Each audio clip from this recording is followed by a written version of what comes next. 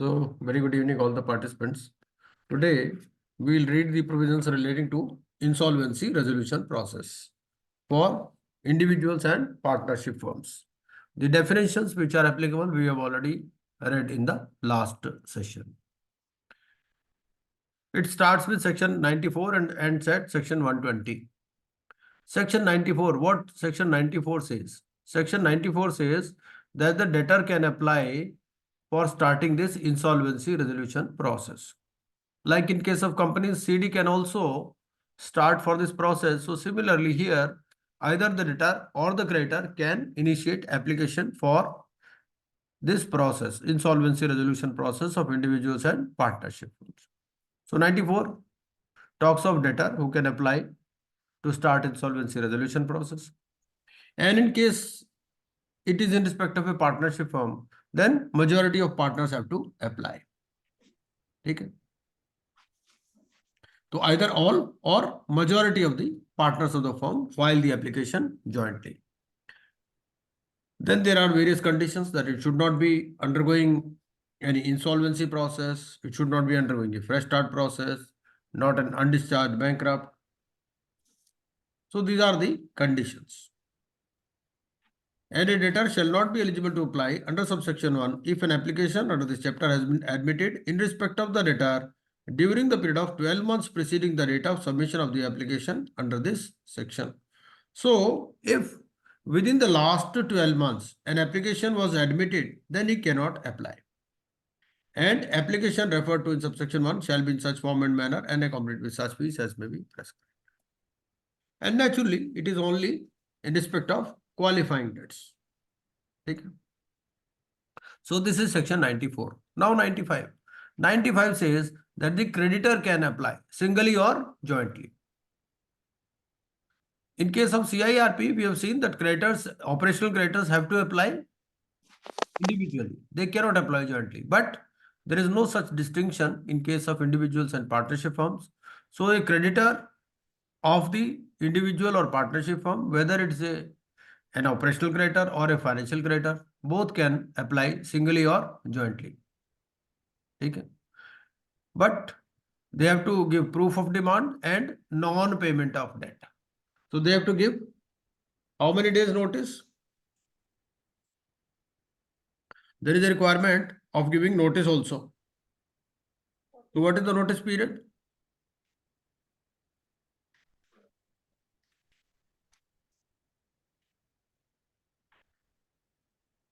Notice period is 14 days. It is given in section 95. The failure by the debtor to pay the debt within a period of 14 days. In case of CIRP, it is 10 days, but here it is 14 days notice. So creditor can also apply. So we can write 14 days also here. Just a minute.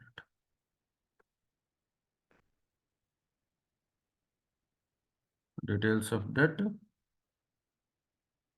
So failure to pay within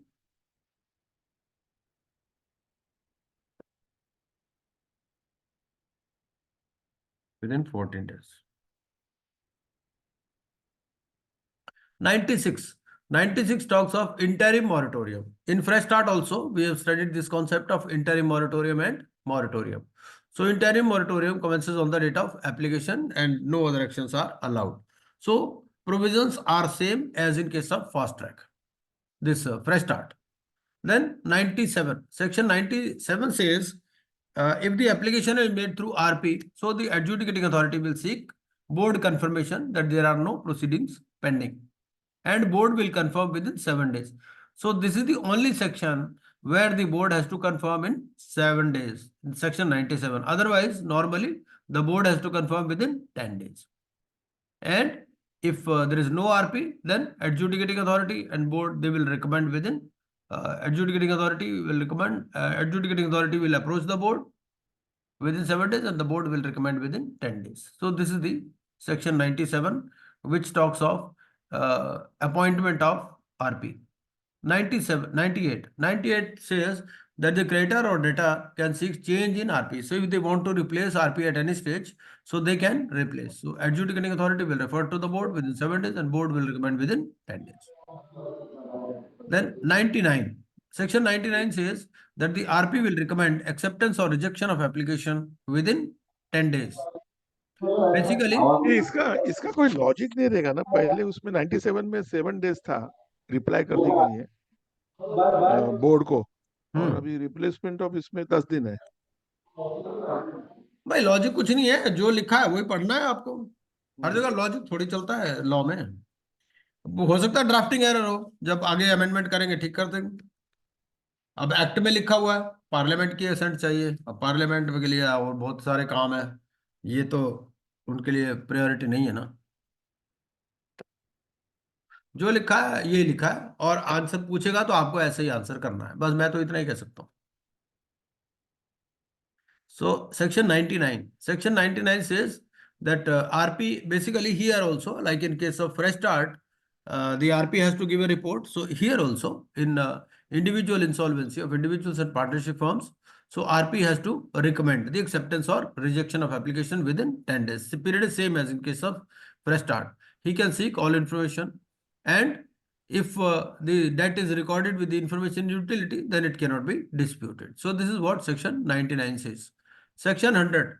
Section 100 says that within 14 days of the report of the RP, the adjudicating authority will either accept or reject the application.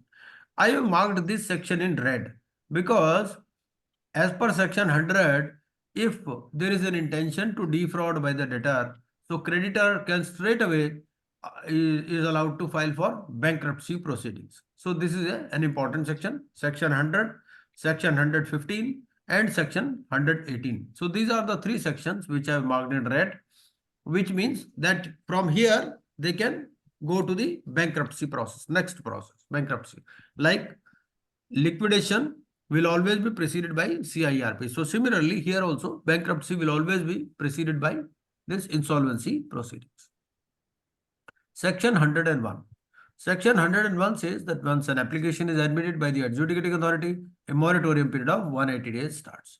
So what is the period of moratorium in case of fresh start? 180 days. In case of fresh start also it is same. Section 102. Adjudicating authority shall issue public notice within 7 days of acceptance. They will invite claims from all creditors within 21 days of notice. So what is the period for calling claims from creditors? It is within 21 days of the notice. Section 103. Creditors to provide all details of debt to RP along with other required details. So this is section 103. Then section 104 says that RP will prepare the list of creditors with details within 30 days of the notice. So within 20 days, 21 days they can claim, and within 30 days he has to prepare a list. He has not to form the committee of creditors, but he has to prepare a list. So basically 9 days are available with him. Section 105. Section 105 says that the debtor will prepare the repayment plan with RP with justification. So there should be justification as to how he is prepared the repayment plan. Basically, there is no concept of resolution plan in case of individuals and partnership firms. So there is a concept of repayment plan. So debtor only can tell from where the funds will come. He has to ensure that it is compliant, and they can have creditors meeting, and suppose the RP feels that creditors meeting is not required, then he will provide reasons why not the creditors meeting is necessary. Section 107. Section 107 says that the creditors for creditors meeting, notice of 14 days is required, and they have to attach with it the repayment plan and proxy forms. Section 108. Section 108 says that the creditors have to approve the plan, and RP should get debtor consent to any changes. Suppose creditors suggest any modifications to the repayment plan, then that has to be consented by the debtor because he is the person who has to ultimately pay. Section 109. Section 109 says that the creditors are entitled to vote in the meetings in proportion to their voting share. Section 110. Section 110 talks of the rights of the secured creditor. So if secured creditor is joining the creditors meeting, he forfeits his right to enforce the security.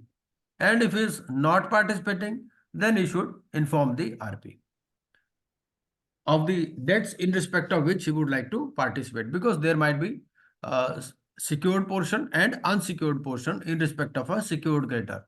So he may say that, okay, I'll be taking part only in respect of my unsecured portion.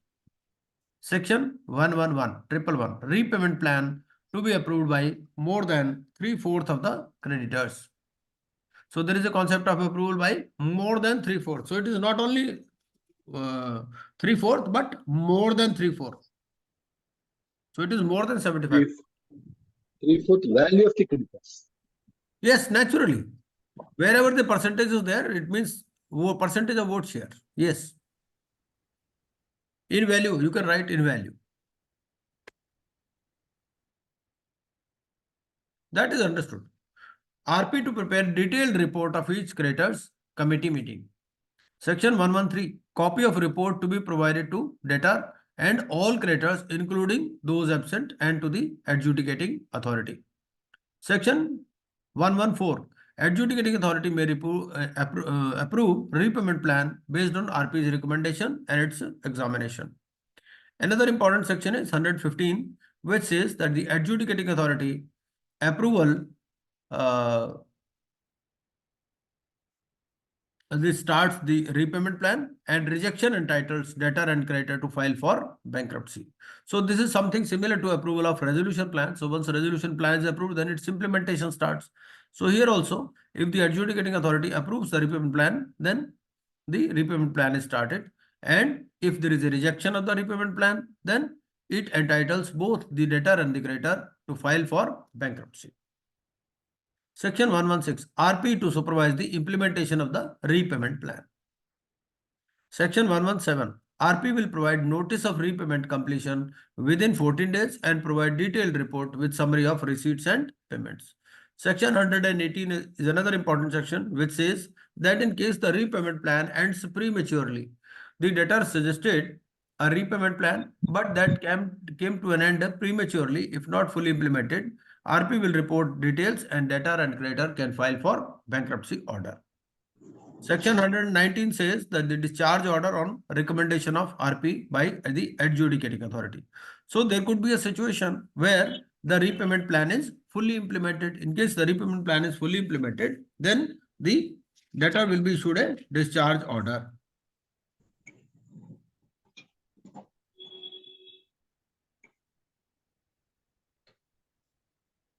Now this repayment plan, on the basis of the repayment plan, the resolution professional shall apply to the adjudicating authority for a discharge order in relation to the debts mentioned in the repayment plan.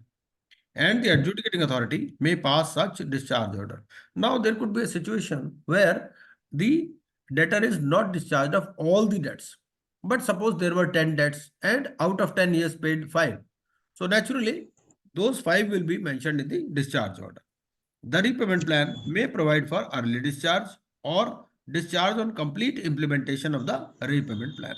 The discharge order shall be forwarded to the board for the purpose of recording entries, and the discharge order under subsection 3 shall not discharge any other person from any liability in respect of his debt. Similar in case of fresh start.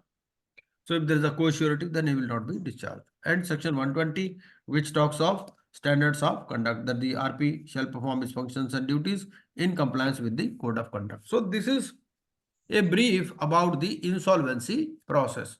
So it starts with either the debtor or the creditor filing an application. Debtor will file an application in 94, creditor will file an application in 95. They can apply without RP also. So in case they do not mention the name of the RP, they can apply on their own, debtor or creditor. So the adjudicating authority will seek confirmation from the board and board will revert. Then once the application is accepted, then public notice will be issued and claims will be invited within 21 days. RP will prepare a list. Now RP has to decide whether a meeting of the creditors needs to be called or not. And creditors meeting has to be called by giving a notice of 14 days. And that will contain the details of the repayment plan also. Basically, the debtor has to prepare the repayment plan with RP. Basically, in consultation with the RP, he has to prepare this repayment plan. Now, it is up to the creditors whether they want to approve the repayment plan. In case they want to approve, they can. Otherwise, bankruptcy proceedings will start. So they have to approve it with more than 3/4 majority. And based on that, RP will prepare a detailed report of each creditors committee meeting, and a copy of the report to be provided to debtor and all creditors, including those absent, and to adjudicating authority also. Now, ultimately, the adjudicating authority may either approve the repayment plan or it may reject. If it approves, then repayment plan will start. And if it rejects, then bankruptcy proceeding can be initiated. So this is a brief about the insolvency process. Now, let us take a case study on this insolvency process, because most of the provisions like interim moratorium, they are similar to fresh start process. We have already seen those.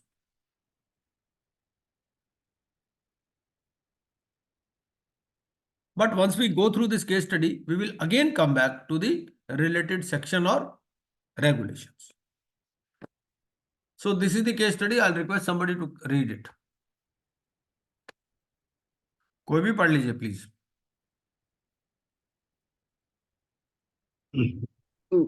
John is a software professional. John is a software professional working in an MNC in Gurgaon. He has to travel worldwide in connection with his employment. His father-in-law, Mr. Thomas, is into business and has availed loan facility from PNB of 250 lakhs from the bank, for which Mr. John has executed a guarantee for rupees 250 lakhs. His father-in-law had formed a company, JSG Limited, which had plants in Hyderabad, Delhi, and Kolkata. The registered office of JSG Limited is in Chennai. On default by JSG Limited, bank involved the bank guarantor, which remained unpaid partly. As on the date of invocation of bank guarantee, rupees 25 lakhs were lying in the bank account, which were transferred to the account of PNB. Lily, wife of John, is also a software professional working for an MNC. Various assets held by Lily and John are as under. 2 cars held by John and Lily primarily used for commuting to office.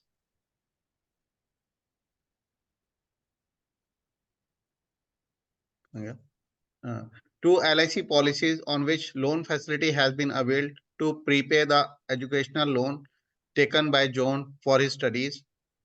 Gold jewelry worth rupees 12 lakhs. He has created a private trust for the benefit of their children. John has approached you to take your advice in this regard.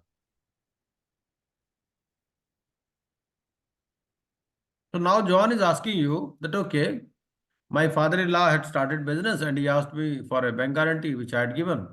But the bank guarantee could not be paid because he could not pay the loan. Education loan bhi nahi jayega na. So now the point is, now John is asking you as an insolvency professional that what is the worst thing that can happen? भाई क्या हो सकता है?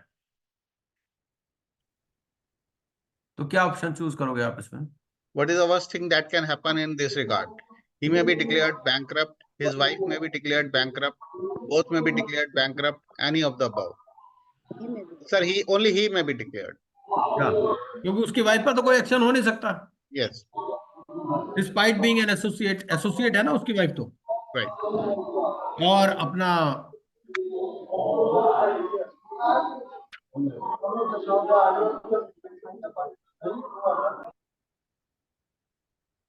इसकी wife जो है associate में आ जाएगी, ठीक है ना. A person who belongs to the immediate family of the debtor.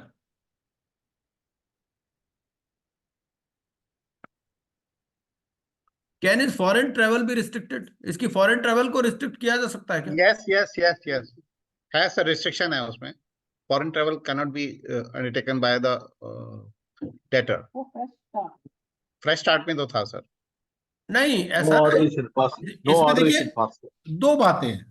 पहला तो ये है कि इंटरिम मॉरेटोरियम के बाद रिस्ट्रिक्ट हो सकती है या मॉरेटोरियम के बाद रिस्ट्रिक्ट हो सकती है. That is the first question.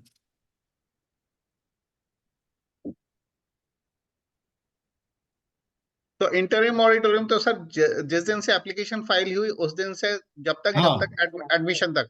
बिल्कुल. तो सर एडमिशन के बाद ही होना चाहिए. नहीं, एडमिशन के बाद भी होगा या नहीं होगा?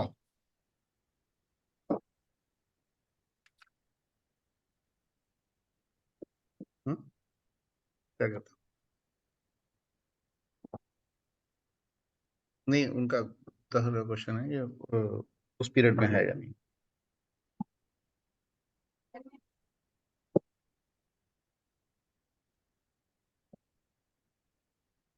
Insolvency, there is no restrictions. Yes. So Rajshekharan ji is correct.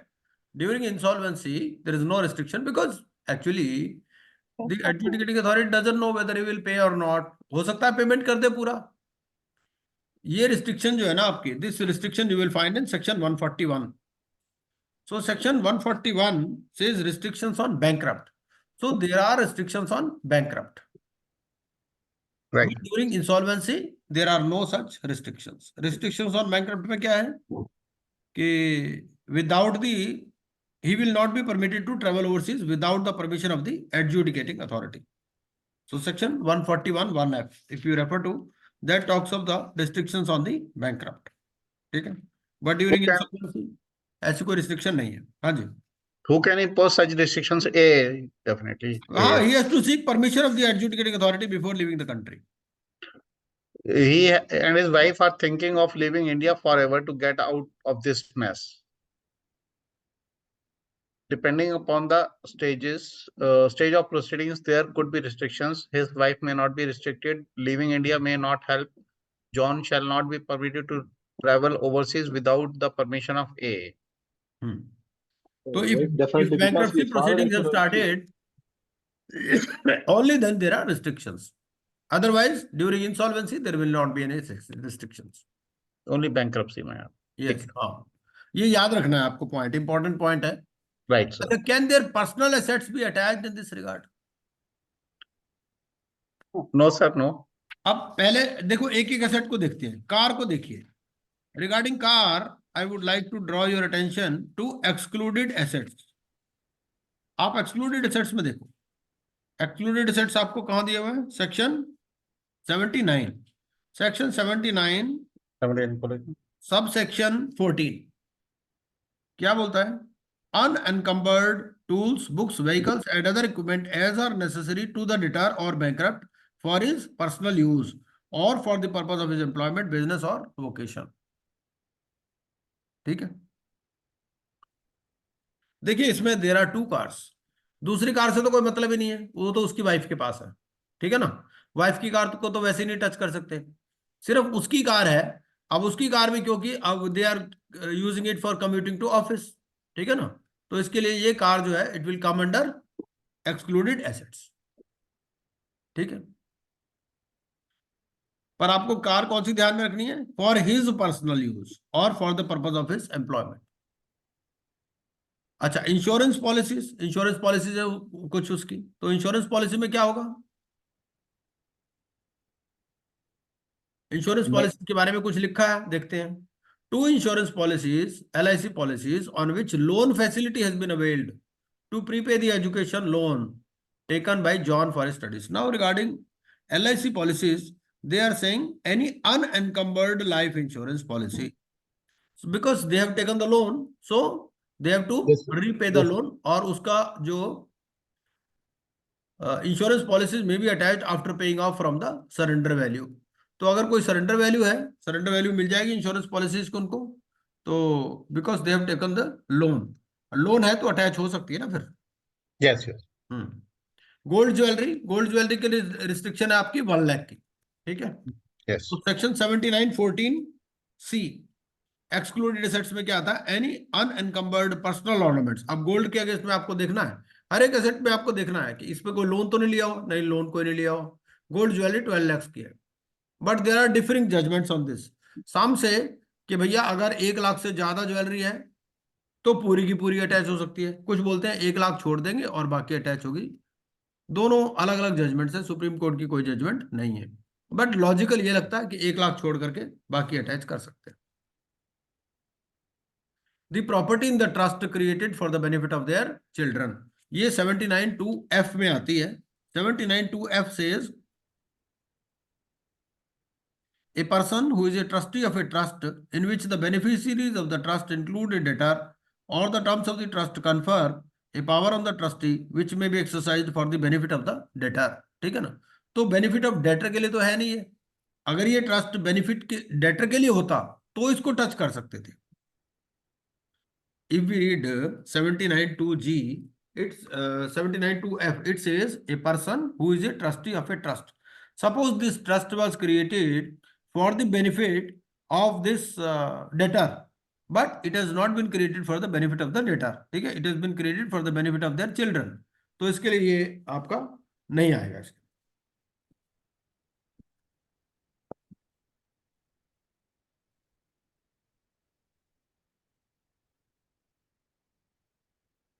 Acha, what is the maximum period by which he may be out of this mess? Basically, he wants to know about this discharge. So LIC basically, policy cannot be attached.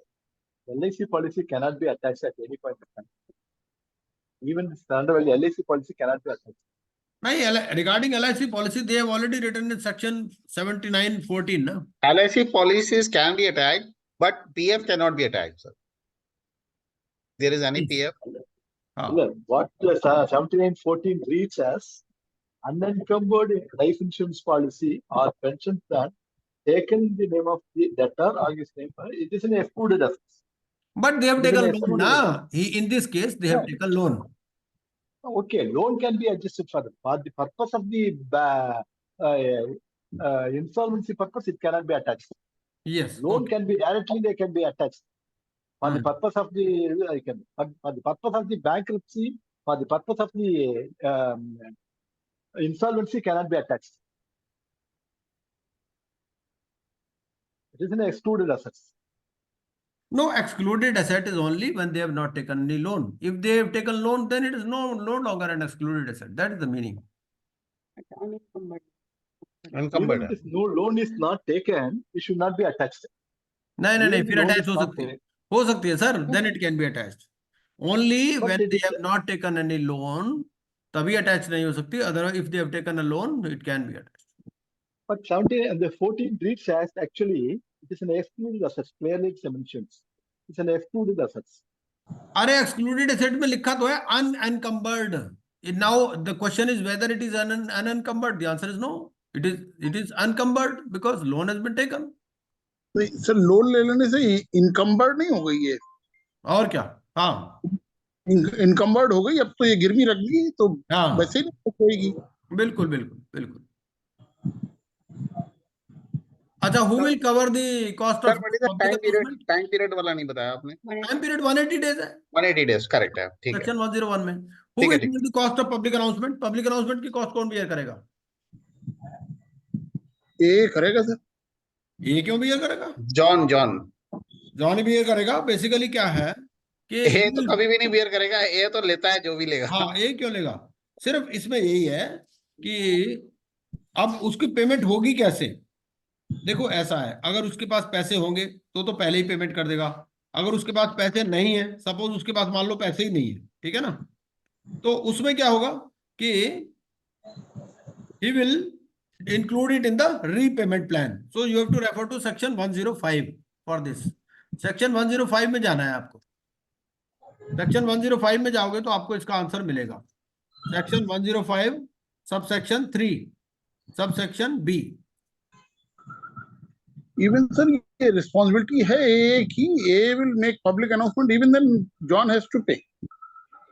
ओ देखो act में लिखा यही है कि A will make, A never makes. A तो RP के through ही कराता है ना. RP makes this public announcement. Basically वो लॉ में लिखा ऐसा है कि A will get it done because they are considering cases भाई जहां 1000 भी आदमी पे नहीं कर पा रहा. तो बेसिकली ये है कि आरपी के थ्रू ही काम होता है. एडजुडिकेटिंग अथॉरिटी कभी कुछ नहीं करता खुद. आरपी तो आएगा ही ना पिक्चर में. आरपी तो देखो एप्लीकेशन हो सकता है उसने खुद मान लो जॉन भी खुद लगा सकता है application. Application can be made by anybody, but the ultimately RP will be appointed by the adjudicating authority. और आरपी के पैसे अगर देने के लिए नहीं है तो it will be, there will be a provision in the repayment plan which they are talking in section 105. Section 105 subsection 3 subsection B, if you read, it says the repayment plan shall include the following, namely Provision for payment of fees to the resolution professional.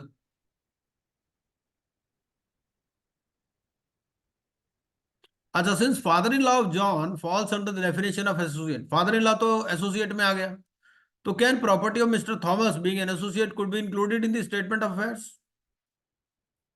अब ये जो इसने statement of affairs बनानी है, उसके अंदर किस किस की प्रॉपर्टी इंक्लूड होगी?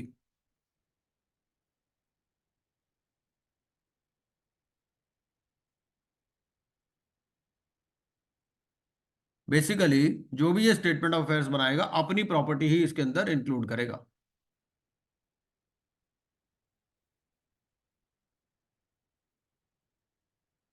एप्लीकेशन कहाँ फाइल होगी? है एप्लीकेशन फाइल होगी एनसीएलटी चेन्नई में, क्योंकि चेन्नई में ही इसका रजिस्टर्ड ऑफिस है कंपनी का। तो section 60 subsection 5 answer this question कि भाई if there are proceedings against the company, तो then the application against the personal guarantor will also be filed in the NCLT. Section 60 also says this thing. Section 60 subsection 2.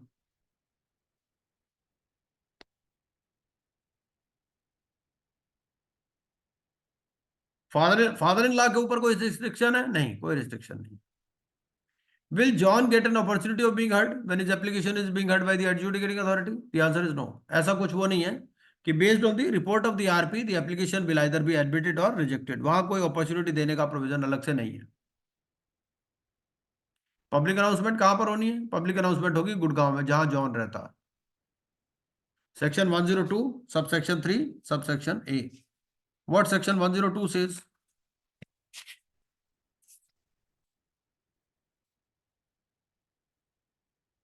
Section 102 says the notice shall be published in at least one English and one vernacular newspaper which is in circulation in the state where the debtor resides. ठीक है, जहां पर वो रहता है वहां पर।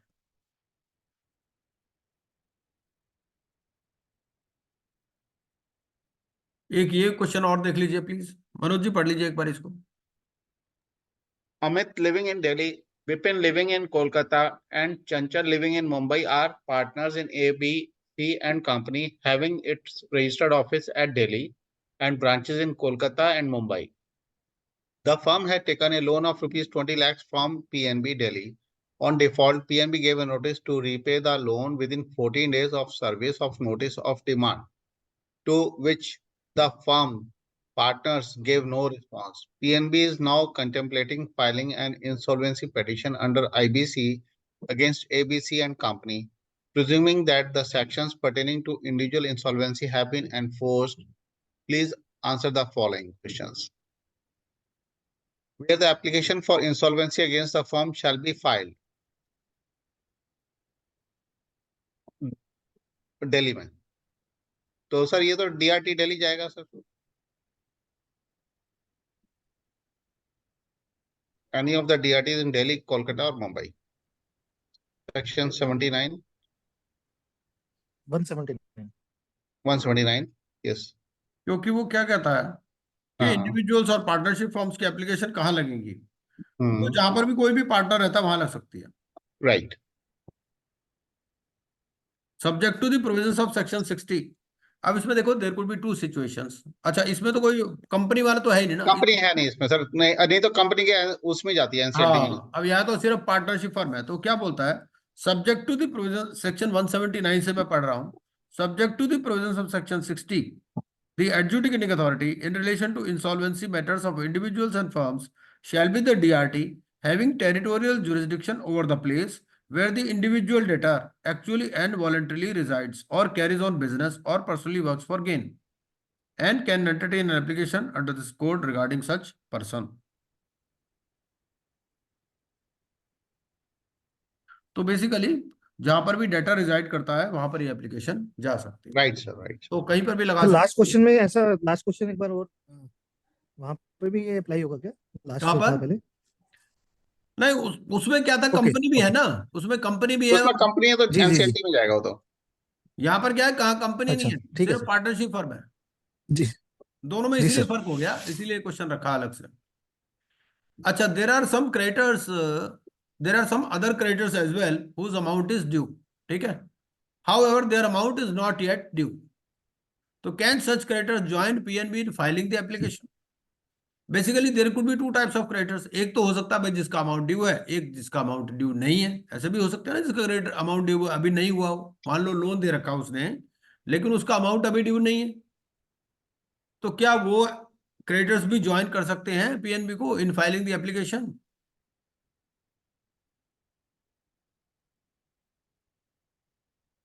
Suppose there are 4 bankers. ठीक है, अब पीएनबी का डेट तो ड्यू हो गया, बट मान लो कैनरा बैंक भी है, कैनरा बैंक का डेट अभी ड्यू नहीं है. तो फिर उस केस में क्या होगा? क्या कैनरा बैंक ज्वाइन कर सकता है या नहीं कर सकता? इसका नहीं आंसर कर आपको सेक्शन 95 में मिलेगा. सेक्शन 95 क्या बोलता है? सेक्शन 95 बोलता है application by creditor. A creditor में अप्लाई आइदर बाय हिमसेल्फ और जॉइंटली विद अदर क्रेडिटर्स और through a resolution professional to the adjudicating authority for initiating an insolvency resolution process under this section by submitting an application. An application under subsection 1 shall be accompanied with details and documents relating to debts owed by the debtor to the creditor or creditors submitting the application for insolvency resolution process. Failure by the debtor to pay the debt within a period of 14 days and relevant evidence of such default or non-payment of debt. तो basically जिसका default है वही apply कर सकता, जिसका default नहीं है वो अप्लाई नहीं कर सकता. क्योंकि यहाँ थोड़ा सा प्रोविजन डिफरेंट है. जो हमारा फाइनेंशियल क्रेडिटर वाला सेक्शन 7 वाला है ना, वहां थोड़ा डिफरेंट है, यहाँ अलग है. अच्छा, एक petition is already pending against one partner Bipin. It is already pending in DRT Kolkata. Now PNB has moved A petition in DRT Delhi. तो इनमें से कौन सी ऑप्शन करेक्ट है? 95 subsection 3 answers this query. क्या बोलता है? तो where an application has been made against one partner in a firm, any other application against another partner in the same firm shall be presented in or transferred to the adjudicating authority in which the first mentioned application is pending for adjudication, and such adjudicating authority may give such directions for consolidating the proceedings under the applications as it thinks fit. ठीक है, अगर एक application पहले से लगी हुई है तो दूसरी भी वहीं जाके क्लब हो जाएगी. ठीक है, तो आंसर इसमें ये रहेगा कि since petition was filed at Kolkata first, all the subsequent petition shall be transferred to DRT Kolkata.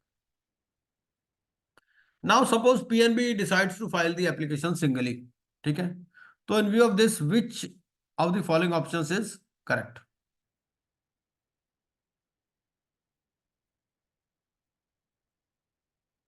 Whether PNB is required to give the name of the RP?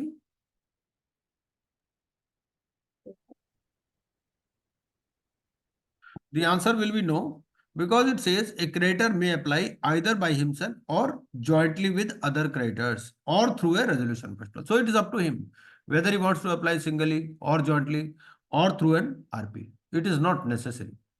In case of section 7 application, it is mandatory to give the name of the IRP, but here it is not so. So he can apply on its own without giving the name of the RP. So we can read this on 95(1) and 97(3) also, because 97(3) says where an application under section 94 or 95 is filed by the debtor or the creditor himself, as the case may be, and not through the RP, the adjudicating authority shall direct the board within 7 days of filing of such application to nominate a resolution professional for the insolvency resolution process. ठीक.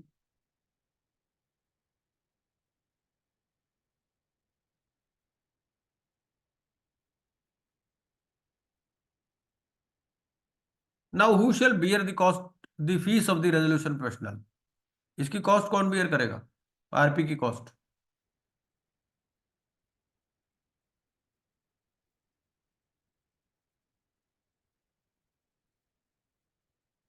PNB beer करेगा, creditors beer करेंगे, या creditors जिनका नाम list में है वो include करेंगे, या एबीसी एंड कंपनी बियर करेगी? कौन बियर करेगा?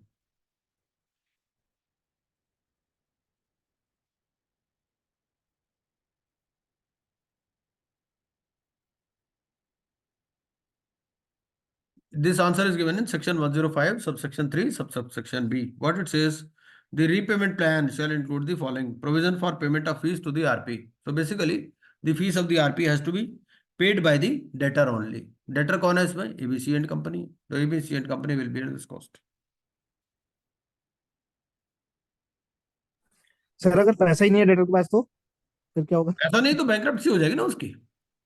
बैंक्रप्सी में भी नहीं होगा तो फिर अलग बात है भाई। अभी तो हम इंसॉल्वेंसी में है, ठीक है ना। इंसॉल्वेंसी में जी, अभी मान लो पैसे, अभी आरपी अपॉइंट हो गया है ना। पहले तो डीआरटी उसी में कह देती है कि भाई इसको पैसे दो।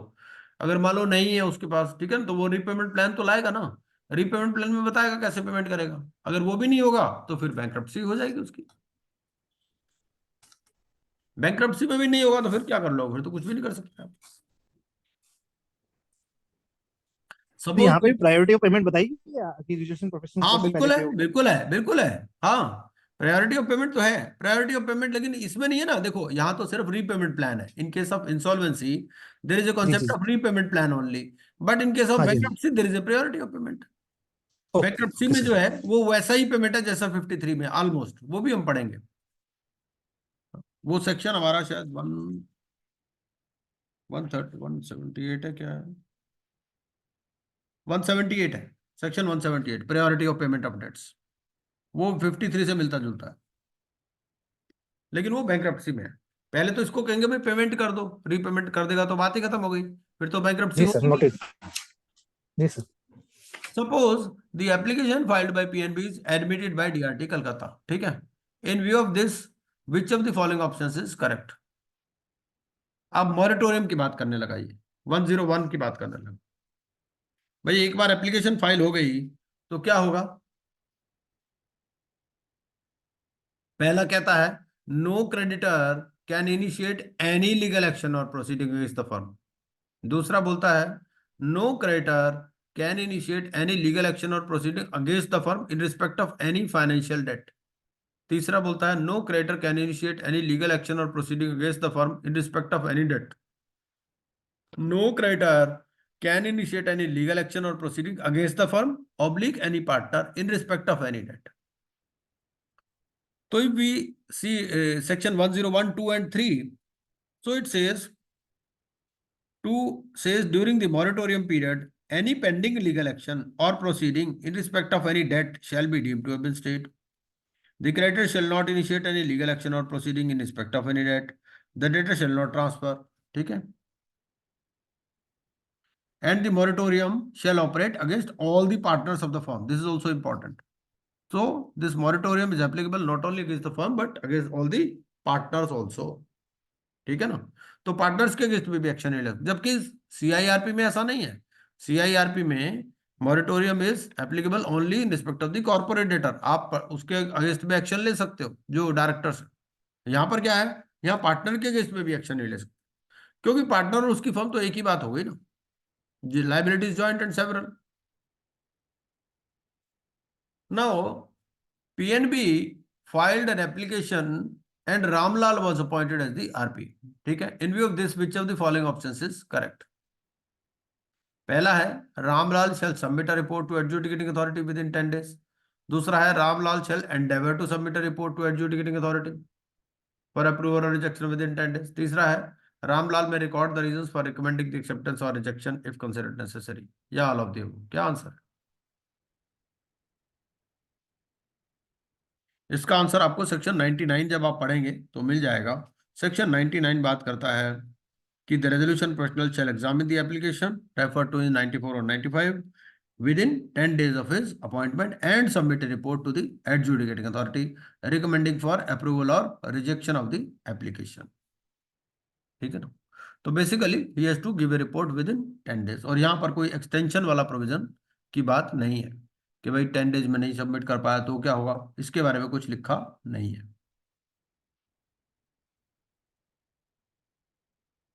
Which of the following statements is incorrect regarding public notice? Public notice कहां कहां लगाना है?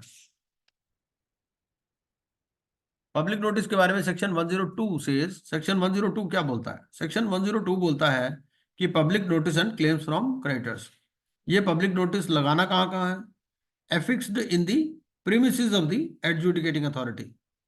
published in at least one English and one vernacular newspaper which is in circulation in the state where the data resides, affixed in the premises of the adjudicating authority and placed on the website of the adjudicating authority. ये 3 जगह लगाना है. क्या debtor के premises में लगाना है? ये जहां इसका ऑफिस है फर्म का, वहां पर लगाना है क्या? नहीं सर, वहां नहीं वहां है. लगाना। हाँ, ठीक है ना. वो तो उसकी स्टेट में लग गया ना, पेपर में आ गया वो तो नोटिस, जहां पर भी वो रहता है वहां के पेपर में आ गया. और डेटर की वेबसाइट पे लगाना है? नहीं सर, नहीं। वेबसाइट पे भी नहीं लगाना. किसकी वेबसाइट पे लगाना है? एगी। ए की वेबसाइट. हाँ. और ये public notice shall invite claims from the creditors mentioned in the application. ये भी गलत है, क्योंकि notice you can claim invite the claims from everybody, जिसका भी क्लेम है. तो आपको बेसिकली पेपर में नोटिस देना है और in the premises of the adjudicating authority and placed on the website of the adjudicating authority. अच्छा, रिगार्डिंग दिस सेक्शन 103 क्या बोलता है? Registering of claims. तो the word used is register the claims. ये इंपॉर्टेंट चीज है, इस पे क्वेश्चन पूछा भी था एक बार. वर्ड क्या लिखा है यहाँ पर? The creditor shall register claims. अब वो अलग अलग वर्ड यूज कर देगा, जैसे पहले में दे दिया लॉज, दूसरे में दे दिया रजिस्टर, तीसरे में दे दिया फाइल. तो आपको ध्यान रखना है कि एग्जैक्ट वर्डिंग क्या यूज है. वहां वर्डिंग यूज है शेल रजिस्टर क्लेम्स. ठीक है, तो ये पॉइंट आपको ध्यान में रखना है. The creditor shall register claims with the resolution provision. Section 1031.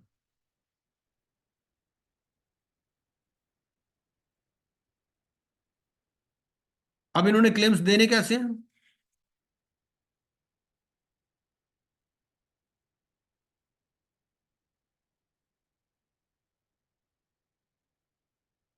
क्या क्या मोड ऑफ कम्युनिकेशन हो सकता है? रजिस्टर कैसे कर सकते हैं क्लेम्स?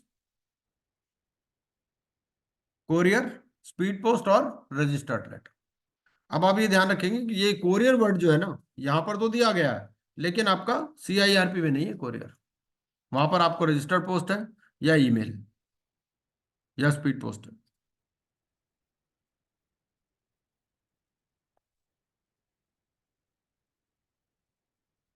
अच्छा, रिगार्डिंग रीपेमेंट प्लान.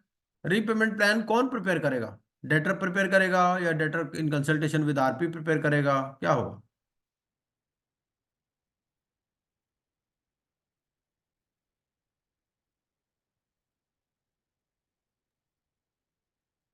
लिखता है the debtor shall prepare in consultation with the RP a repayment plan. ठीक है.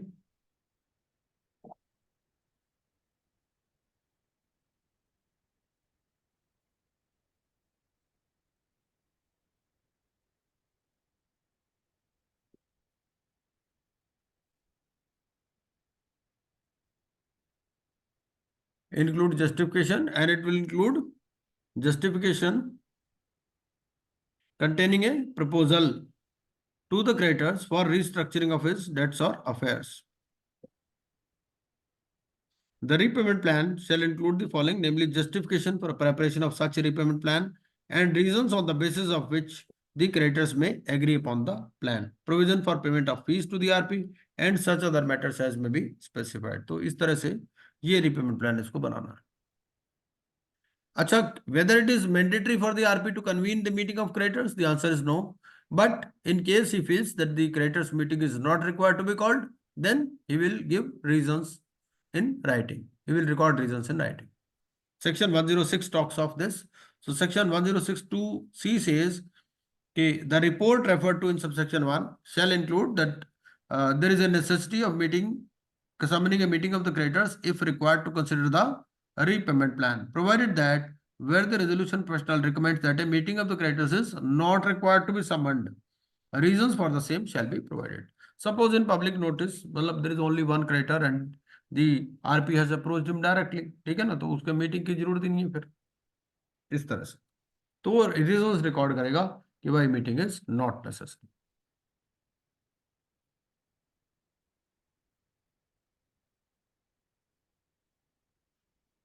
Now regarding this summoning of meetings, ये जो रिपोर्ट दे रहा है रिपोर्ट किस चीज पर दे रहा है? सेक्शन 106 टॉक्स ऑफ कि भाई the resolution professional shall submit the repayment plan under section 105 along with his report. Section 105 में क्या किया? सेक्शन 105 ने debtor has prepared a repayment plan in consultation with RP. Now, in section 106, the RP is preparing a report on this resolution plan, this repayment plan. ठीक है? Within a period of 21 days from the last date of submission of claims under section 102.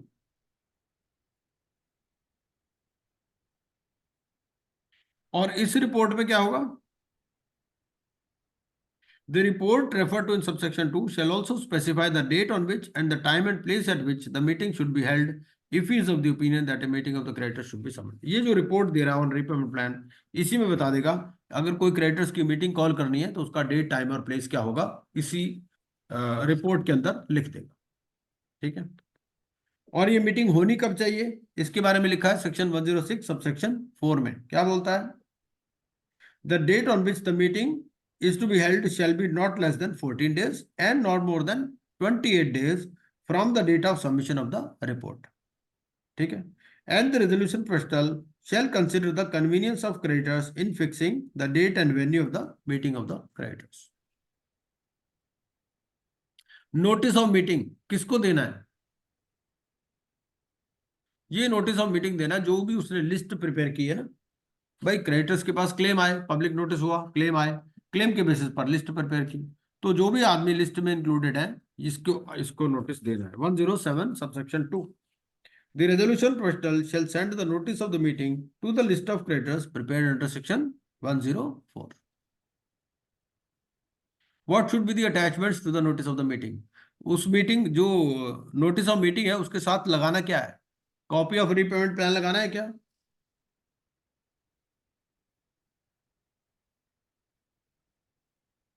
ये आपको answer मिलेगा section 107 subsection 3 में। क्या क्या लगाना है? कॉपी ऑफ रीपेमेंट प्लान लगाना है, copy of the statement of affairs of the debtor लगाना है, ठीक है, एक copy of the said report of the RP लगानी है, and forms for proxy voting. The proxy voting including electronic voting shall take place in such manner and form as may be specified. Now a creditor expresses his inability to attend the meeting due to religious festival. creditor बोलता है भाई मेरा कोई religious festival है या कोई no motorable road है वहां पर, ठीक है, तो क्या उसका कन्वीनियंस देखना जरूरी है? The answer is yes. Section 106 talks of this. Section 106 4B says that the resolution professional shall consider the convenience of creditors in fixing the date and venue of the meeting of the creditors. ठीक? So there was a construction contract. ठीक है, मान लो इसका ये जो ABCN company है इन्होंने कोई कंस्ट्रक्शन कॉन्ट्रैक्ट दिया हुआ था, कुछ वर्क किया हुआ है कॉन्ट्रैक्टर ने, but the amount has not yet been billed या accounted for in the books. अब ये वाले ड्यूज जो हैं इसका क्लेम तो आ गया, ठीक है ना, तो whether for such dues the creditor shall be assigned vote share? The answer is no, because अभी जब तक ये लिक्विडेट नहीं हो जाता, जब तक इसको वैल्यू नहीं असाइन कर देता, इसको वैल्यू असाइन करनी पड़ेगी। कौन वैल्यू असाइन करेगा? आरपी। ठीक है, section 109 subsection 3 says that a creditor shall not be entitled to vote in respect of a debt for an unliquidated amount. तो जो भी अभी अनलिक्विडेटेड अमाउंट है, जो क्रिस्टलाइज्ड लायबिलिटी नहीं है, उसके लिए वोट नहीं कर सकते।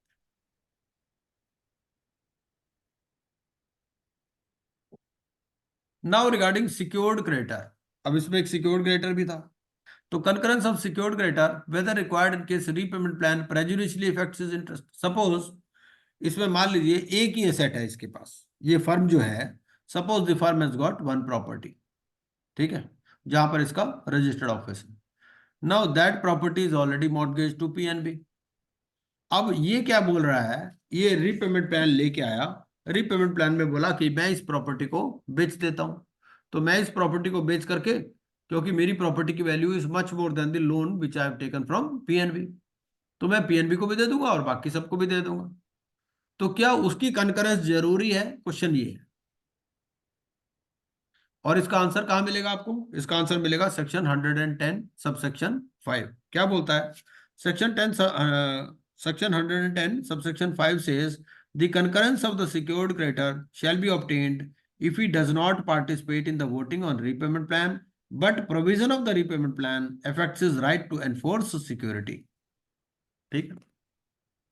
तो repayment plan submitted by the debtor contains a provision that the security given to the secured creditor is 5 times the amount due to such secured creditor. ठीक है? तो डेटर कहता है भाई मैं एडिशनल लोन ले लेता हूं by creating a pari passu charge. तो can he do so? The answer is yes, but he has to obtain the concurrence of the secured creditor. अब secured creditor के पास options क्या क्या है? These options are given in section 110 subsection 2. Section 110 talks of rights of the secured creditor in relation to repayment plan. Secured creditors shall be entitled to participate and vote in the meetings of creditors. A secured creditor participating in the meeting of the creditors and voting in relation to the repayment plan shall forfeit his right to enforce the security during the period of the repayment plan in accordance with the terms of the repayment plan. देखिए ऐसा secured creditor या तो बोलेगा भाई मैं अपनी security realise करूंगा या बोलेगा कि भाई ठीक है मैं रिलिंक्विश करता हूं.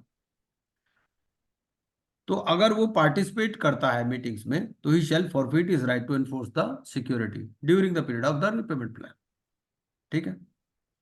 Where secured creditor does not forfeit his right to enforce security, ठीक है ना, he shall submit an affidavit. वो एक एफिडेविट देना पड़ेगा क्या, that the right to vote is only in respect of the unsecured part and the estimated value of the unsecured part of the asset. ये है. ठीक.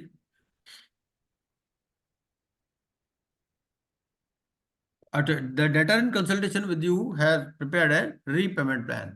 Such a repayment plan or any modification of the repayment plan shall be approved by majority of, कितनी majority से इसको approve करना पड़ेगा? ये answer लिखा हुआ आपका सेक्शन 111 में. More than 3/4 लिखा है वैल्यू. ठीक है ना? मोर देन 3/4 तो है, लेकिन मोर देन 3/4 में भी और ज्यादा अगर हम डिटेल में पढ़ें तो क्या बोलता है, more than 3/4 in value of the creditors present in person और by proxy and voting on the resolution in a meeting of the creditors. ठीक.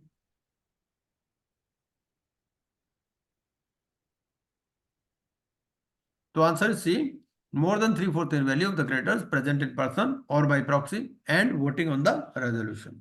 तो जो एब्सेंट होंगे वो कंसिडर नहीं होंगे. अच्छा, whether you will submit report on the meeting of creditors after each meeting और आफ्टर अप्रूवल और rejection of the repayment plan. भाई हर मीटिंग के बाद, जैसे क्रेडिटर है, क्रेडिटर्स की मान लो 4 मीटिंग हुई, तो क्या हर मीटिंग के बाद में आपको रिपोर्ट देनी है या एक ही बार रिपोर्ट देनी है? बेसिकली इसका आंसर दिया हुआ है सेक्शन 112 में. सेक्शन 112 क्या बोलता है, the resolution professional shall prepare a report of the meeting of creditors on repayment plan. ठीक है? और उसमें भी लिखता है क्या, सी अगर हम देखें, list of creditors who were present और represented at the meeting and the voting records of each creditor for all meetings. ये वर्ड ऑल मीटिंग्स जरूर इंपॉर्टेंट है यहाँ.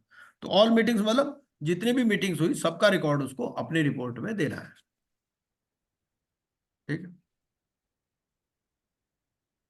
अच्छा, whether voting has to be done manually और electronically भी हो सकती है. दोनों ही ऑप्शंस अवेलेबल है, मैनुअली भी हो सकती है और इलेक्ट्रॉनिकली भी हो सकती है. तो ये हमारा था इंसॉल्वेंसी के ऊपर. अब अगला वाला पोर्शन हमारा आता है बैंक्रप्सी का. तो बैंक्रप्सी के भी एक बार प्रोविजन हम देख लेते हैं, but before seeing the provisions relating to bankruptcy, अगर इंसॉल्वेंसी पर कोई भी सवाल है आपका तो पूछ सकते हैं पहले.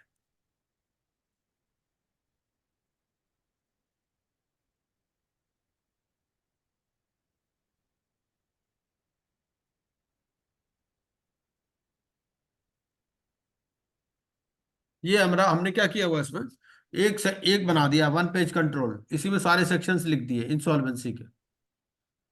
मोटी मोटी बातें सारी कवर्ड है इसमें, ऐसा कुछ नहीं कि कुछ कवर्ड नहीं है. और क्योंकि देखो वो सारे प्रोविजंस ना रेपिटेटिव है, फ्रेश स्टार्ट में भी वही है, तो उसी को पूरा दोबारा पढ़ने से भी कोई फायदा नहीं है. सर एक क्वेश्चन था. हाँ पूछिए पूछिए प्लीज. सर मान लीजिए कोई बड़ा ग्रुप है, उसने उसके कंपनी की एनसीएलटी चल गई और कंपनी का सारा काम हो गया, ठीक कि है। डायरेक्टर ने अपने ऊपर भी एनसीएलटी चला लिया, तो उसको उस केस में क्या एडवांटेज है? मान लीजिए मान लीजिए किसी एक पर्सन ने उसके अगेंस्ट में इंसॉल्वेंसी क्लेम कर दिया, ठीक। ठीक है। उसके बाद में वो डिफॉल्ट हो गया, ठीक है। तो बस उसको ये एडवांटेज रहेगा कि फर्दर जो लेने वाले हैं उसके अगेंस्ट में फिर और जा नहीं पाएंगे। बिल्कुल ठीक है। या जो भी यस क्वालिफाइंग अगर डेट है, जो हाँ क्वालिफाइंग हाँ डेट है, देखो ऐसा है, जो सिक्योर्ड है, सिक्योर्ड तो इसमें है ही नहीं, सिक्योर्ड तो कवर नहीं है, सिक्योर्ड क्रेडिटर तो अपना एक्शन ले ही सकता है। हाँ, और जो अनसिक्योर्ड है वो सामने वाला बच के निकल जाएगा कि भैया मैं तो बैंक करप्ट हो ही गया, बाकी टेंशन खत्म। हाँ बिल्कुल बिल्कुल बिल्कुल ठीक है। Thank you.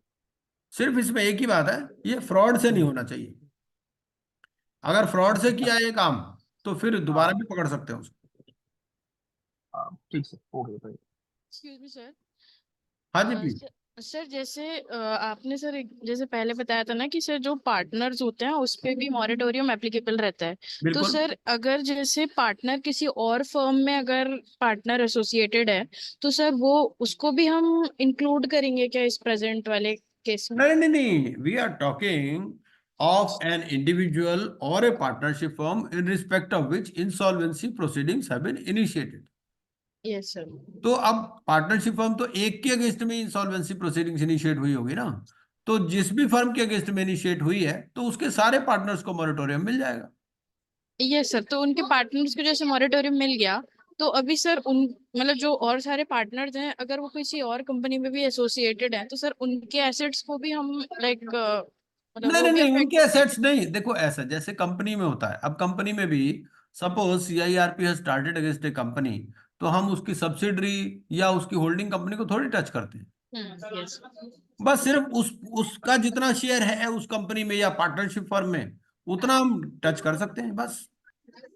ओके सर, मतलब अगर क्वेश्चन ऐसे आता है तो सर हम मतलब सिर्फ पार्टनर्स के मॉरेटोरियम तक ही लिमिट करके रखेंगे सर। यस बिल्कुल बिल्कुल बिल्कुल, इतना ही है, हाँ है ही इतना। भाई ओके क्या सर। होगा, इंसॉल्वेंसी या तो फर्म की होगी या इंडिविजुअल की होगी। अगर इंडिविजुअल की होगी तो जहां जहां भी उसके एसेट्स हैं वो सारे कवर हो ही जाएंगे उसमें।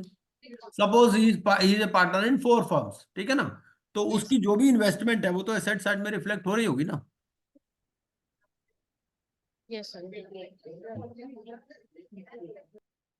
तो इंसॉल्वेंसी पर अगर कोई किसी का सवाल हो, otherwise we will move to bankruptcy. अब अगला देखते हैं, बैंकरप्सी से रिलेटेड कुछ क्वेश्चंस देख लेते हैं, कुछ सेक्शंस देख लेते हैं। यहां पर क्या बोलता है कि सबसे पहले तो ये है कि 3 मंथ्स का टाइम दिया जाता है, इसके बाद भी भाई इतना, क्योंकि ये बहुत स्ट्रिक्ट एक्शन है, ठीक है ना। और इसमें 3 सेक्शन मैंने बताए थे, कौन कौन से 3 सेक्शन थे, सेक्शन 100, सेक्शन 115 एंड सेक्शन 118, ठीक है। तो ये हमारा सेक्शन 121 है। Section 121 talks of these 3 sections. What section 121 says? Section 121 says that the creditor individually or jointly with other creditors, ठीक है, or the debtor, they can move to adjudicating authority for bankruptcy, ठीक है। Under कौन से sections है? Section 100 है, section 115 है, या सेक्शन 118 है, ठीक है।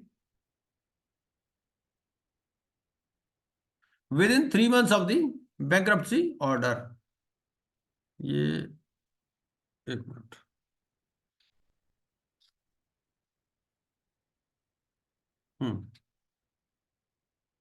तो ये 3 महीने का टाइम क्यों दिया है? ये 3 महीने का टाइम इसीलिए दिया गया कि हो सकता है कि भैया अभी भी ये हो सकता है कहीं पेमेंट कर दे, क्योंकि bankruptcy is a serious issue. तो इसके लिए ये कहते हैं कि भैया the application for bankruptcy shall be filed with in A period of 3 months। ऐसा नहीं कि जिस दिन डेट ऑफ ऑर्डर हो उसी दिन आप बैंक्रप्सी फाइल कर दो, तो you are allowed a period of 3 months। हो सकता है इस दौरान पेमेंट कर दे। नाउ सेक्शन 122, सेक्शन 122 सेज कि how the debtor will make an application, application by debtor. तो अगर डेटर को एप्लीकेशन लगानी है तो उसके पास क्या क्या होगा? एक तो रिकॉर्ड होगा इंसॉल्वेंसी रेजोल्यूशन प्रोसेस का, ठीक है, कॉपी ऑफ अर्लियर ऑर्डर होगा, उसके बाद स्टेटमेंट ऑफ अफेयर्स होगा उसका, ठीक है, तो स्टेटमेंट ऑफ अफेयर्स लगानी है उसको। Debtor may propose an insolvency professional as the bankruptcy trustee. चाहे तो नाम प्रपोज कर सकता है, नहीं भी करना चाहे तो नहीं भी कर सकता, अपने आप भी एप्लीकेशन लगा सकता है। ठीक है। सेक्शन 123, सेक्शन 123 बोलता है कि क्रेडिटर भी ज्वाइंटली या इंडिविजुअली एप्लीकेशन लगा सकता है। और क्रेडिटर क्या क्या रिकॉर्ड लगाएगा? क्रेडिटर लगाएगा एक तो record of insolvency resolution process, ठीक है, copy of the order passed by the adjudicating authority, details of the debts owed by the debtor to the creditor as on the date of the application for bankruptcy, क्योंकि उसके पास तो अपना ही record है, and such other information as may be prescribed. An application under subsection 1 made in respect of a debt which is secured shall be accompanied with, अगर कोई date secured है तो उस केस में क्या लगाना है? Statement by the creditor having the right to enforce the security that he shall in the event of a bankruptcy order being made give up his security for the benefit of all the creditors of the bankrupt. ठीक है। अब creditor को ये बताना पड़ेगा कि वो क्या करेगा, या तो गिव अप करेगा सिक्योरिटी या उसको रियलाइज करेगा। एंड ये जो एप्लीकेशन है, statement by the creditor स्टेटिंग that the application for bankruptcy is only in respect of the unsecured part of the debt and an estimated value of the unsecured part of the debt। तो दोनों options वो बताएगा यहां जब application लगाएगा bankruptcy वाली। ठीक है। If A secured creditor makes an application for bankruptcy and submits a statement under clause B of subsection 2, the secured and unsecured parts of the debt shall be treated as separate debts।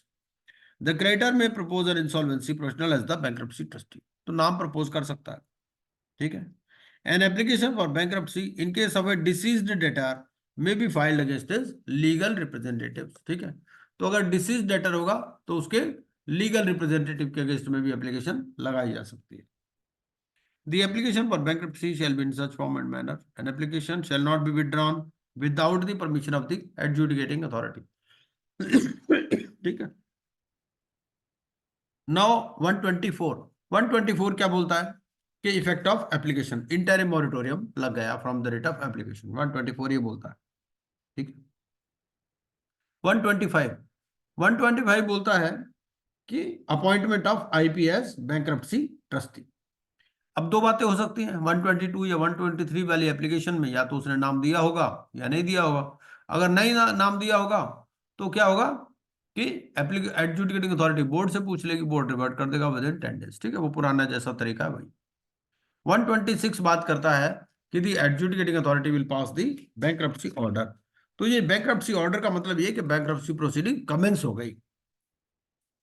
तो adjudicating authority shell pass A bankruptcy order with in 14 days of receiving the confirmation और nomination. ठीक है। और adjudicating authority, ये जो order है, the adjudicating authority shall provide the following documents to the bankrupt, creditors and the bankruptcy trustee। क्योंकि तीन parties हैं इसमें इन्वॉल्व। कौन कौन? एक तो बैंक्रप्ट है जो इंडिविजुअल या पार्टनरशिप फर्म होगी, दूसरा कौन है? क्रेडिटर्स हैं, और तीसरा कौन है? Bankruptcy trustee. तो तीनों को ये एप्लीकेशन दे दी जाएगी विद इन 7 days। क्या क्या दिया जाएगा? ए copy of the application for bankruptcy and A copy of the bankruptcy order. ठीक है। नाउ सेक्शन 127 क्या बोलता है? वैलिडिटी। ये बैंक्रप्सी ऑर्डर कब तक वैलिड रहेगा? It shall continue to have effect till the debtor is discharge under section 138। ठीक है। तो जब तक ये डेटर डिस्चार्ज नहीं होता तब तक ये वैलिड रहेगा। 128 क्या बोलता है? Effect of bankruptcy order. अब ये इफेक्ट ऑफ बैंक्रप्सी ऑर्डर आप ऐसे ही समझो जैसे कि लिक्विडेशन ऑर्डर होता है। लिक्विडेशन ऑर्डर दिया हुआ ना सेक्शन 33 में, तो ऐसा ही ये बैंक्रप्सी ऑर्डर है। तो इस bankruptcy order, what is the effect of this bankruptcy order? On the passing of the bankruptcy order under section 126, the estate of the bankrupt shall vest in the bankruptcy trustee as provided in section 154। The estate of the bankrupt shall be divided among his creditors. वहां क्या होता है? वहां भी यही है कि जो लिक्विडेशन एस्टेट है that is divided amongst the stakeholders. Subject to the provisions of subsection 2, a creditor of the bankrupt indebted in respect of any debt claimed as a bankruptcy debt shall not initiate any action against the property of the bankrupt in respect of such debt। ठीक है। क्या बोलता है? ये बोलता है कि secured creditor को छोड़ करके, subject to the provisions of subsection 2 बोला ना, तो सबसेक्शन 2 में क्या कहा इसने कह दिया subject to the provisions of section 123। अब 123 में जो है क्या बात हो रही है, 123 में बात हो रही है बेसिकली एप्लीकेशन बाय क्रेडिटर। तो एप्लीकेशन बाय क्रेडिटर में अगर सिक्योर्ड क्रेडिटर है उसने तो लिख दिया, उसको बताना कि भाई मैं सिक्योरिटी एक्सरसाइज करूंगा या क्या करूंगा, है ना। तो ये 128 में when they are talking of the effect of the bankruptcy order, so they are making a distinction between a secured creditor and an unsecured creditor, ठीक है। So the point here is whether a secured creditor can initiate any action against the property of the bankrupt. The answer is yes. जैसे liquidation में भी होता है, liquidation में क्या secured creditor action ले सकता है? ले सकता है। सीआईआरपी में ले सकता है? नहीं ले सकता, ठीक है ना। सीआईआरपी और जैसे लिक्विडेशन में फर्क है सिक्योर्ड क्रेडिटर के राइट्स में, ऐसे ही यहां पर भी है, ठीक है। Subject to the provisions of section 123, the bankruptcy order shall not affect the rights of any secured creditor to realize or otherwise deal with his security interest in the same manner as he would have been entitled if the bankruptcy order had not been passed, ठीक है। लेकिन उसको 30 दिन के अंदर ये बताना है, provided that no secured creditor shall be entitled to any interest in respect of his debt after the bankruptcy commencement date if he does not take any action to realize his security within 30 days from the said date. Where a bankruptcy order under section 126 has been passed against a firm, the order shall operate as if it were a bankruptcy order made against each of the individuals who on the date of the order is a partner in the firm, ठीक है। And the provisions of subsection 1 shall not apply to such transactions as may be notified.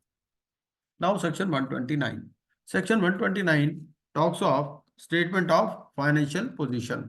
तो क्या बोलता है, where a bankruptcy order is pass. अब देखो जब ये बैंक्रप्सी ऑर्डर पास हो गया तो अभी ये जो एस्टेट ऑफ द बैंक्रप्ट है it shall vest in the bankruptcy trustee. अब जो काम करना है बैंक्रप्सी ट्रस्टी को करना है, ठीक है ना। बैंक्रप्सी ट्रस्टी को वो तो इन्फॉर्मेशन देगा, जो भी होगा, जो भी डेटर होगा या बैंक्रप्ट होगा वो उसको इन्फॉर्मेशन देगा। तो सेक्शन 129 क्या बोलता है, where a bankruptcy order is passed on the application for bankruptcy by a creditor under section 123, the bankrupt shall submit his statement of financial position to the bankruptcy trustee within 7 days from the bankruptcy commencement date, ठीक है। ये कहता है कि अगर 123 की application पर order pass हुआ है, अब 122 की अगर एप्लीकेशन पर ऑर्डर पास हुआ, अगर मान लो डेटर ने ही एप्लीकेशन लगाई हो तो डेटर तो अपनी एप्लीकेशन के साथ में लगा रहा है वो बातें। अगर 122 की एप्लीकेशन है, देखो अगर आप डेटर की एप्लीकेशन पढ़ोगे तो डेटर की एप्लीकेशन में स्टेटमेंट ऑफ अफेयर्स लगा दिया इसने, ठीक है। लेकिन क्रेडिटर की एप्लीकेशन में तो ये नहीं लगा सकता ना, क्रेडिटर तो अपनी एप्लीकेशन में अपनी बात करेगा। तो अगर क्रेडिटर की एप्लीकेशन एक्सेप्ट हुई है तो उस केस में क्या होगा, इसको स्टेटमेंट ऑफ फाइनेंशियल पोजीशन देनी है, ठीक है। The bankrupt shall submit his statement of financial position to the bankruptcy trustee within 7 days from the bankruptcy commencement date. Where the bankrupt is a firm, अगर मान लो फर्म है तो क्या होगा, its partners as on the date of the order shall submit a joint statement of financial position of the firm, ठीक है। तो ये joint statement देंगे financial position of the firm and each partner of the firm shall submit a statement of his financial position। तो joint भी आएगी और individual भी आएगी। The bankruptcy trustee may require the bankrupt or any other person to submit in writing further information explaining or modifying any matter contained in the statement of financial position। Now section 130 में फिर public notice inviting claims from creditors, ठीक है। 130 में public notice की बात आती है। The adjudicating authority shall send notices within 10 days of the bankruptcy commencement date to the creditors mentioned in the statement of affairs submitted by the bankrupt under section 129, ठीक है। भाई ये बैंकरप्ट ने अपनी स्टेटमेंट ऑफ अफेयर्स दी, उसमें creditors के नाम दिए होंगे, एक तो उन क्रेडिटर्स को नोटिस जाएगा सबको, or the application for bankruptcy submitted by the bankrupt under section 122। तो 122 में एप्लीकेशन लगाई है तो उसने अपने स्टेटमेंट में लगा दिया होगा, ठीक है।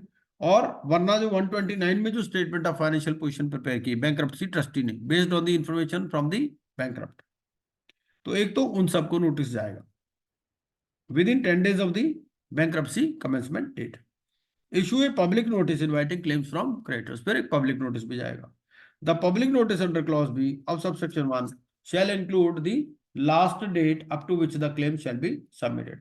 On it shall be published in leading newspapers, one in English and another in vernacular, having sufficient circulation where the bankrupt resides. Affixed on the premises of the adjudicating authority, placed on the website of the adjudicating authority. The notice to the creditors referred to under clause A of subsection 1 shall include such matters and details as may be prescribed. 131. फिर 131 आता है आपका registration of claims. The creditors shall register claims with the bankruptcy trustee within 7 days of the publication of the public notice, by sending details of the claims to the bankruptcy trustee in such manner as may be prescribed. And the creditors, in addition to the details of his claims, shall provide such other information as may be prescribed. अब 132 क्या बोलता है? Preparation of list of creditors. The bankruptcy trustee shall within 14 days from the bankruptcy commencement date prepare a list of creditors. Insolvency में कितने दिन में list बनानी है?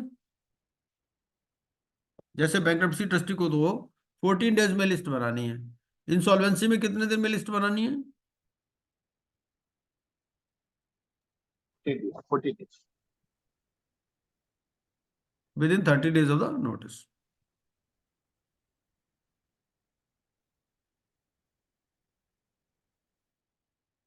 यहाँ है within 14 days from the bankruptcy commencement date. Prepare a list of creditors of the bankrupt on the basis of the information disclosed by the bankrupt in the application and the statement of affairs filed under section 125 and claims received by the bankruptcy trustee. Now section 133. Summoning of meeting of creditors. Section 133 क्या बोलता है? Section 133 बोलता है the bankruptcy trustee shall within 21 days from the bankruptcy commencement date issue a notice for calling of meeting of the creditors to every creditor of the bankrupt as mentioned in the list. ठीक है? And the notice shall state the date of the meeting, which shall not be later than 21 days from the bankruptcy commencement date. Be accompanied with forms of proxy voting. Specify the form and manner in which proxy voting may take place. Now 34. Talking of conduct of meetings of the creditors. So trustee will convene the meeting of the creditors. The bankruptcy trustee shall be the convener of the meeting. The bankruptcy trustee shall decide the quorum, and the following business shall be conducted in the meeting of the creditors, in which regard a resolution may be passed, namely establishment of a committee of creditors, any other business that the bankruptcy trustee thinks fit to be transacted. The bankruptcy trustee shall cause the minutes of the meeting of the creditors to be recorded, signed and retained as a part of the records of the bankruptcy process. The bankruptcy trustee shall not adjourn the meeting of the creditors for any purpose for more than 7 days at a time. Now 135. 135 क्या बोलता है? 135 बोलता है voting rights of creditors. It will be in accordance with the vote share. And a creditor shall not be entitled to vote in respect of a debt for an unliquidated amount. The following creditors shall not be entitled to vote. Number 1, creditors who are not mentioned in the list of creditors under section 132. Okay? And those who have not been given a notice by the bankruptcy trustee.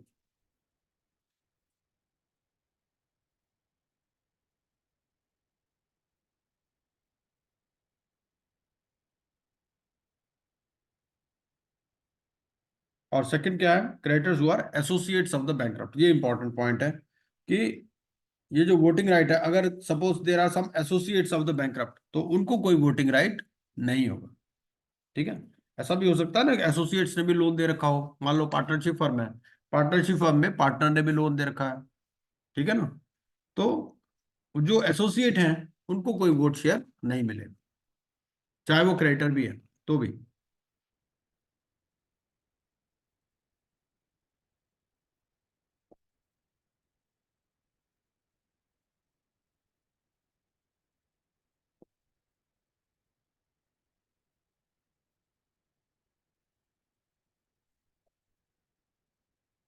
Now 136. 136 says administration and distribution of estate of bankrupt. The bankruptcy trustee shall conduct the administration and distribution of the estate of the bankrupt in accordance with the provisions of chapter 5. तो क्योंकि administration और distribution इसमें important है, उसको अलग chapter बना दिया, ठीक है। फिर 136 बोलता है कंप्लीशन ऑफ एडमिनिस्ट्रेशन। जब ये पूरा कंप्लीट हो जाएगा तो then the bankruptcy trustee shall convene a meeting of the committee of creditors, ठीक है।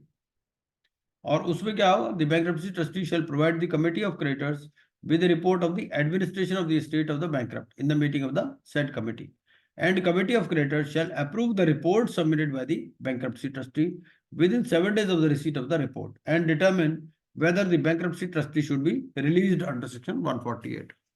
So basically ये जो creditors committee है, they will decide whether the bankruptcy trustee should be released.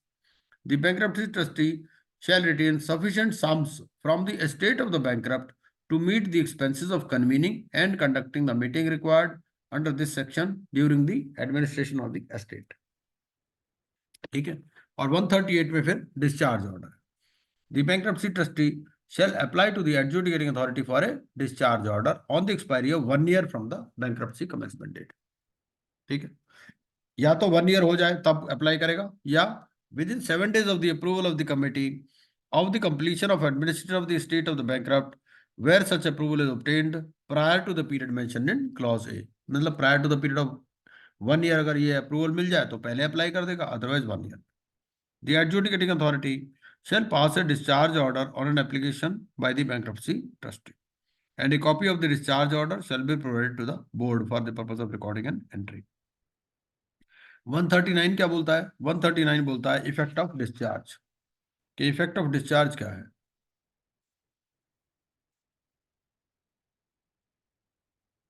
The discharge order under subsection 2 of section 138 shall release the bankrupt from all the bankruptcy debt, ठीक है। जो भी bankruptcy debt है उसी से डिस्चार्ज होगा, जो आपका excluded debt है उससे डिस्चार्ज नहीं हो रहा bankrupt होने के बावजूद भी, ठीक है ना। From all the bankruptcy debt। अब आप ये देखो कि bankruptcy debt की डेफिनेशन कहीं दे रखी है क्या?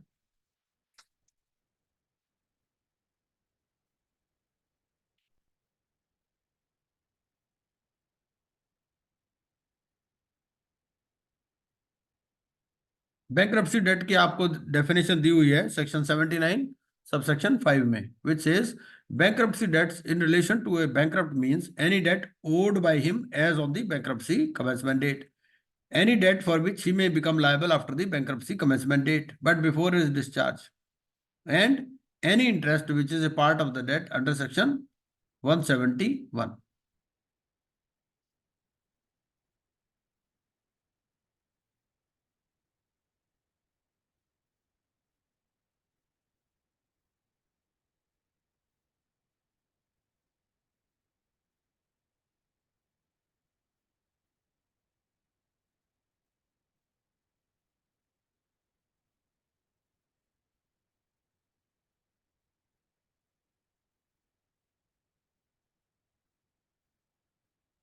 प्रोवाइडेड दैट, तो इस बारे में थोड़ा सा ग्रुप में डिस्कशन करिए कि सपोज एक डिस्चार्ज ऑर्डर इशू हो जाता है, suppose a discharge order has been issued against the bankrupt, तो क्या एक्सक्लूडेड डेट उसे फिर भी देने पड़ेंगे या नहीं देने पड़ेंगे? क्वेश्चन यहां पर ये है।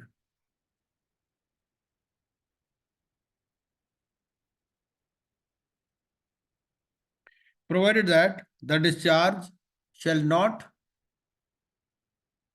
affect the functions of the bankruptcy trustee or affect the operations of the provisions of chapter 4 or 5, release the bankrupt from any debt incurred by means of fraud or breach of trust to which he was a party, or discharge the bankrupt from any excluded debt, ठीक है ना। तो अगर कोई fraud से ले लिया उससे डिस्चार्ज नहीं हो सकता, और discharge the bankrupt from any excluded date से भी वो डिस्चार्ज नहीं होगा। मान लो आप ये मत सोचो कि डिस्चार्ज ऑर्डर हो गया तो उसके बाद कोई एक्शन नहीं हो सकता। अगर ये हो जाता है कि भाई कोई डेट इनकर किया गया था बाय मींस ऑफ फ्रॉड, तो उस डिस्चार्ज ऑर्डर के बाद भी एक्शन लिया जा सकता है।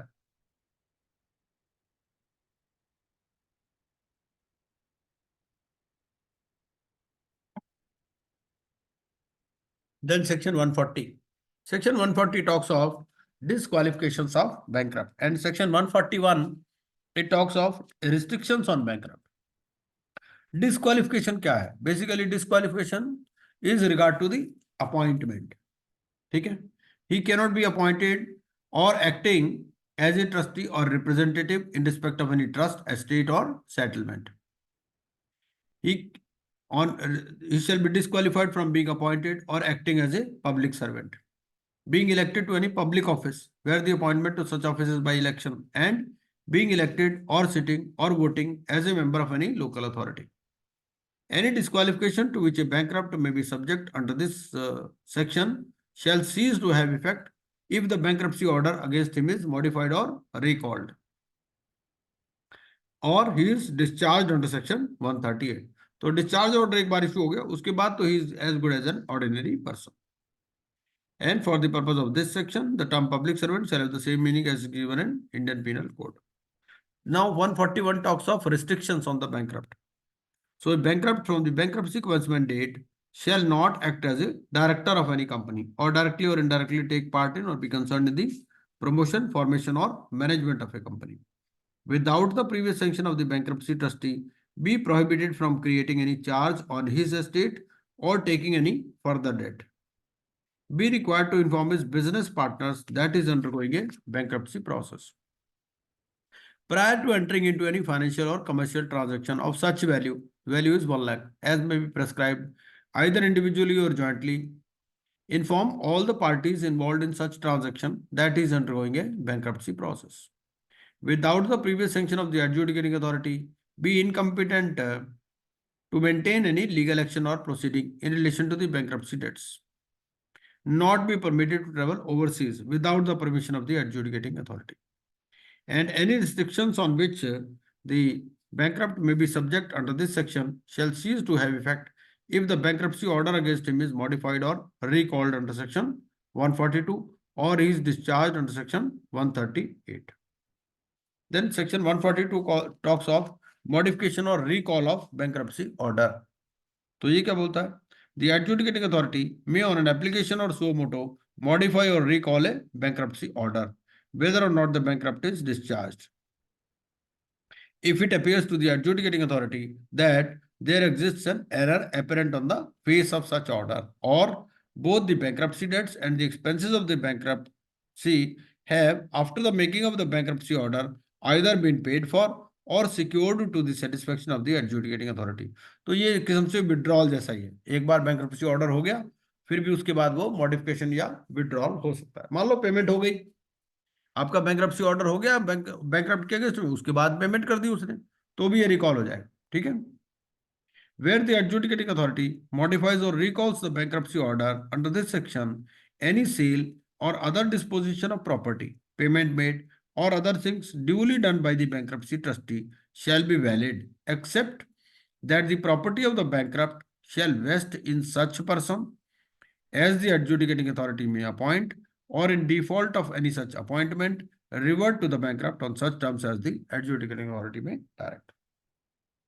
A copy of the order passed by the AA shall be provided to the board, and modification or recall of the order shall be binding on all creditors. ठीक है. Section 143, that the bankruptcy trustee shall perform its functions and duties in compliance with the code. Section 144. Section 144 क्या बोलता है? Fees of bankruptcy trustee के fees कैसे देनी है आप? A bankruptcy trustee appointed for conducting the bankruptcy process shall charge such fees as may be specified in proportion to the value of the estate of the bankrupt, and the fees for the conduct of the bankruptcy process shall be paid to the bankruptcy trustee from the distribution of the estate of the bankrupt in the manner provided in section 178. वो 178 वैसा waterfall जैसा ही है. Then section 145. Section 145 क्या बोलता है? Section 145 बोलता है replacement, कि अगर क्रेडिटर्स चाहें तो वो कह सकते हैं दे मे आस्क विद 75% मेजॉरिटी. ठीक है. और वही पीरियड है 7 days, 10 days, 14 days. Section 146. Section 146 क्या बोलता है? Resignation by bankruptcy trustee. तो रेजिग्नेशन भी दे सकता है. ठीक है. तो trustee can resign if he retires और cease any conflict of interest. वही रिप्लेसमेंट हो जाएगा थ्रू एडजुडिकेटिंग अथॉरिटी और board. 7 days, 10 days, 14 days. Section 147 talks of vacancy in office of trustee. ठीक है. तो old trustee will provide all information and cooperation to the new trustee. तो 3 situation इसमें आ गई, रिप्लेसमेंट हो गया, रेजिग्नेशन हो गया और वैकेंसी भी हो गई। Now 148 talks of release of bankruptcy trustee. So a bankruptcy trustee shall be released from his office with effect from the date on which the adjudicating authority passes an order appointing a new bankruptcy trustee. तो इसका release order होगा, उससे बिना ये नहीं छोड़ सकता, या तो नया अपॉइंट हो जाए, ठीक है। Notwithstanding the release, the bankruptcy trustee who has been so released shall share all information with the new bankruptcy trustee. A bankruptcy trustee who has completed the administration of the bankruptcy process shall be released of his duties with effect from the date on which the committee of creditors approves the report of the bankruptcy trustee. इसके बाद में फिर chapter 5 है। Chapter 5 अपने आप में पूरा ग्रंथ है, तो चैप्टर 5 तो हम अलग से करेंगे, ठीक है। ये पूरा चैप्टर 5 है। चैप्टर 4 पर आपके कोई सवाल हो तो वो पूछ सकते हैं, नहीं तो हम लोग एक क्विकली एक केस स्टडी पढ़ लेते हैं। मैं शेयर कर दिया ऑलरेडी, और इसके आंसर्स आप उसमें खोज लीजिएगा।